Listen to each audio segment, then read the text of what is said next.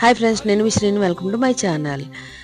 మన బద్రీనాథ్లో పూజ చేసే పూజారులు కేవలం రావల్ అంటే కేరళకు సంబంధించిన వాళ్ళు, అలాగే చోళ జాతి వాళ్ళు, అలాగే నమూద్రి జాతి పండితులు మాత్రమే విగ్రహాన్ని అభిషేకించేది, ప్రసాదం చేసే అధికారం, హక్కు ఉంది.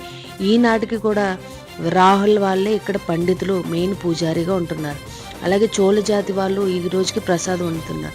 రావల్ జాతి వాళ్ళు లేనప్పుడు మాత్రమే నాముద్రి పూజారులు మాత్రమే ఇక్కడ పూజ చేసే అధికారం ఉంది.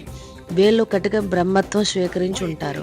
అలాగే అలకనంద అనేది ఇటువైపు వచ్చిన తర్వాత 6 నెలలు మూసిన తర్వాతే వాళ్ళు అలకనంద అనేది దాటాలి.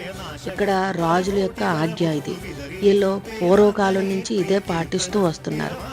అలాగే శంకరాచార్య తల్లి స్మరణ అయినప్పుడు వీళ్ళు మాత్రమే ఆయన కూడా ఉన్నారు కాబట్టి వీళ్ళకి అధికారం ఇచ్చారు. Subscribe my channel.